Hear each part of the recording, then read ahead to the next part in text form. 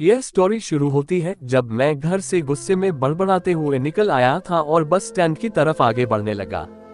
मैं मन ही मन बड़बड़ा रहा था, पता नहीं कितने पैसे छुपा के रखे हैं, लेकिन मेरे लिए एक बाइक नहीं ले सकते। अब मैं यहाँ से चला जाऊंगा और तब तक वापस नहीं आऊंगा जब तक मैं खुद के पैसों से बाइक नहीं खरीद लेता। इतना सोच ही रहा था तभी मेरे पैर में मुझे कुछ चुभने का एहसास हुआ।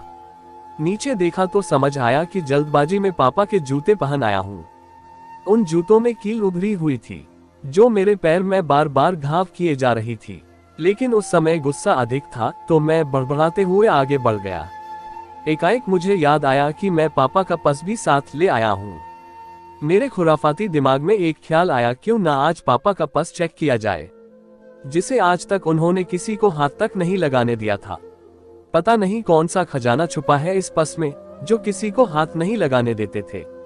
जब मैंने पापा का वह पुराना पर्स खोलकर देखा तो उसमें पैसे तो नहीं मिले, लेकिन पैसों की जगह पर एक डायरी रखी हुई थी। तब मैंने सोचा, ओह, तो यहाँ खजाना छुपा रखा है। मैं समझ रहा था कि यहाँ पापा ने लिखा होगा कि किससे कितने पैसे लेने हैं और किसको कितने पैसे दिए हैं, लेकिन मैं गलत था। जब मैंने उस छोटी सी डायरी का पहला पेज खोलकर देखा तो वहां पर जो लिखा था वह थोड़ा सीरियस कर देने वाला था। डायरी में जो लिखा था उसे पढ़ने के बाद मेरे चेहरे पर जो एक्सप्रेशन थे वह गायब हो चुके थे, क्योंकि डायरी में वैसा कुछ नहीं था जैसा मैं सोच रहा था। वहां पर उन पैसों का हिसाब लिखा हुआ था जो अलग अलग कामों के लिए अलग अलग लोगों से उधार लिए गए थे। उस लिस्ट में कंप्यूटर के नाम पर भी पैसे लिए गए थे। कुछ यूं लिखा था, 50,000 बेटे के कंप्यूटर के लिए। यह वही कंप्यूटर था जिसे मैं आज तक यूज कर रहा हूँ, लेकिन मुझे यह पता नहीं था उस कंप्यूटर को खरीदने के लिए पैसे कहां से आए थे। लेकिन आज पता चल रहा था। मुझे आज भी याद है जब मैंने पहली बार कैमरे के लिए जिद की थी, जो मेरे पापा ने मुझे 2 हफ्ते बाद मेरे बर्थडे पर ला कर दिया था, जिसे देखकर मैं बहुत खुश हुआ था। और मुझे खुश देखकर मुझसे कहीं ज्यादा अगर कोई खुश था तो वह थे पापा। अब मेरे चेहरे से गुस्सा एकदम गायब हो चुका था। जब मैंने आगे का पन्ना पलटा तो वहां पर कुछ विशेष इच्छाएं लिखी हुई थी। पहली जो विश थी उसमें जो लिखा हुआ था, अच्छे जूते पहनना। यह बात मेरी कुछ समझ नहीं आई। तभी मेरा पांव अचानक सड़क पर भरे हुए पानी पर जा पड़ा और तभी मेरे पांव में कुछ गीलीपन होने का एहसास हुआ। जब मैंने जूता उतार कर देखा तो उसका तला टूटा हुआ था। यह देखकर मुझे डायरी में लिखी बात याद आ गई।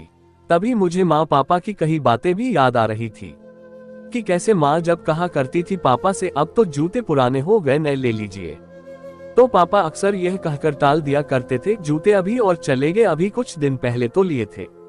मुझे आज समझ आ रहा था कि कितने दिन और चलेंगे। साथ ही साथ यह भी समझ आ रहा था कि पापा पर्स को क्यों छुपा कर रखते थे। तभी उस डायरी को पढ़ते हुए बस स्टैंड पर पड़ी बेंच पर आकर बैठ गया। अब उस डायरी का आखिरी पन्ना बचा हुआ था। उस पन्ने को जब मैंने पलट कर देखा तो वहां कल की डेट लिखी हुई थी। तारीख के नीचे लिखा हुआ था 50,000 रुपए बाइक के लिए। बस इतना पढ़ा और दिमाग सन रह गया। अब मेरे मन में कोई शिकवा गिला नहीं बचा था, बस मेरी आंखों से आंसू चले जा रहे थे। मुझे आज तक नहीं पता तब मैं क्यों रोए जा रहा था। अब मैं जल्दी से घर की तरफ भागा, लेकिन जूतों की वह कील पांव में अब तक घाव बनाने में कामयाब हो चुकी थी।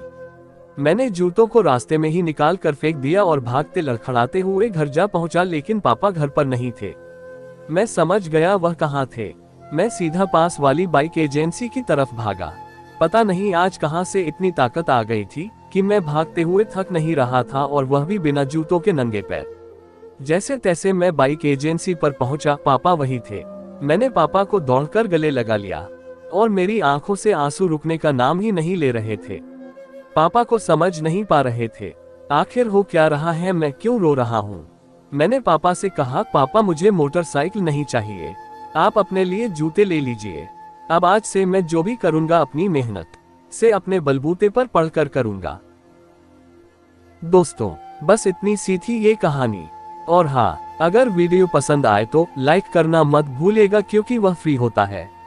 ऐसे और मजेदार कहानी सुनने के लिए चैनल को सब्सक्राइब कर लीजिए। और आपको कैसी कहानी पसंद है आप कमेंट में बता सकते हैं।